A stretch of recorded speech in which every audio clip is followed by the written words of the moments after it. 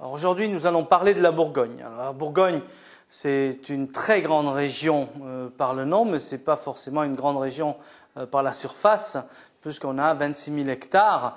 Par contre, beaucoup d'appellations d'origine contrôlée, plus de 100 appellations d'origine contrôlée, qui se répartissent dans la région de Chablis, puis dans la Côte d'Or et un peu plus au sud dans le Mâconnais. Donc pour commencer, parlons de la région de Chablis, dominée bien évidemment par l'appellation Chablis et les vins blancs. Donc là, c'est le chardonnay qui est le roi sur des sols calcaires qui donnent cette finesse, cette dentelle, cette fraîcheur au vin de Chablis, qui se décline sur 4 appellations: Petit Chablis, Chablis, 40 parcelles ont droit à l'appellation Chablis premier cru et 7 parcelles, le top de Chablis, au grand cru.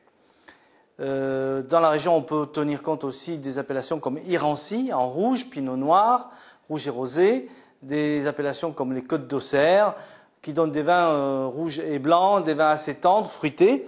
Il faut en tenir compte aujourd'hui parce que ce sont des vins de consommation très agréables, peut-être pas des grands vins de garde, mais en tout cas des superbes vins pour les déjeuners d'affaires par exemple. Ensuite, on arrive au cœur de la Bourgogne, un petit peu plus loin, qui va de Dijon à Chagny, la Côte d'Or, et qui se divise en deux, Côte de Nuits. Donc, dès qu'on quitte Dijon, on est dans la Côte de Nuits. C'est le fief des grands vins rouges, Pinot Noir en dominance, et puis un petit peu de vin blanc, Chardonnay. Les grandes appellations, il suffit de suivre la route des vins pour aller de Marsanais à Fissain, ensuite Gevrey-Chambertin, Chambol-Musigny, Moret-Saint-Denis, Vougeot, Vonne-Romanée, Nuit-Saint-Georges. Donc beaucoup de rouges, des rouges très puissants, les rouges de gibier, des rouges de garde, un petit peu de blanc également, mais beaucoup plus rares. Ensuite, on arrivera dans la Côte de Beaune, avec le premier village qui est Ladois. Alors en Côte de Beaune, on va trouver un petit peu plus de blanc, même beaucoup de blanc dans certains coins. Les grands blancs de Chardonnay, bien évidemment, se trouvent dans cette région-là. Alors, vous avez des villages comme Ladois, Alos-Corton, Pernand-Vergelès, Savigny, Beaune, Pommard et Volnay, avec la particularité d'être en rouge seulement pour ces deux villages, Meursault, Saint-Aubin, Saint-Romain, Océ-Durès, Montély, Centenay, puis des villages comme Chassagne-Montrachet, puis Montrachet, célèbres surtout pour leur blanc. Il y a un petit peu de rouge, mais c'est surtout les blancs qui sont célèbres. Et on finit cette côte de Beaune à Marange, la région de Marange, nouvelle appellation qui mérite un détour, avec des vignes qui sont exposées un petit peu plus sud. La Bourgogne en général c'est est-sud-est, là on est un petit peu plus sud, donc des vins un petit peu plus ensoleillés. Ensuite commence la côte chalonnaise avec une appellation village particulière qui est Bouzeron avec le cépage aligoté, le fameux cépage aligoté que l'on trouve partout en Bourgogne sur une appellation générique. Là, c'est une appellation village, Bouzeron.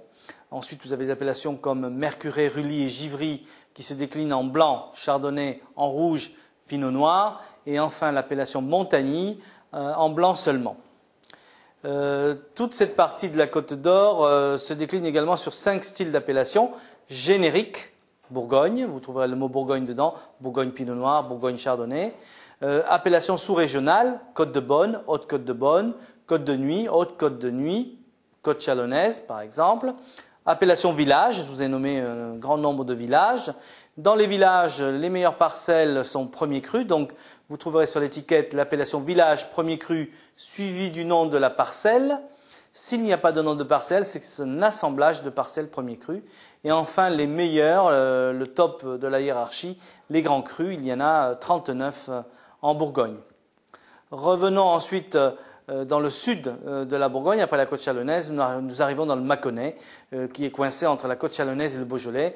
Mâconnais avec une appellation en rouge, Mâcon et Mâcon Village en rouge et en blanc. On va voir un petit peu plus de cépage gamay, donc pour les rouges, Pinot Noir et un petit peu de gamay, pour les blancs, Chardonnay.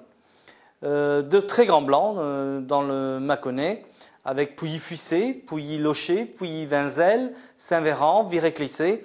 Donc des vins très minéraux sur des sols calcaires qui donnent des vins très en dentelle, moins de garde peut-être, mais des vins superbement intéressants sur une cuisine relativement moderne. Voilà pour la Bourgogne. La Bourgogne qui doit ses lettres de noblesse à la chrétienté, aux moines et aux abbayes qui ont développé ce vignoble qui aujourd'hui est assez morcelé.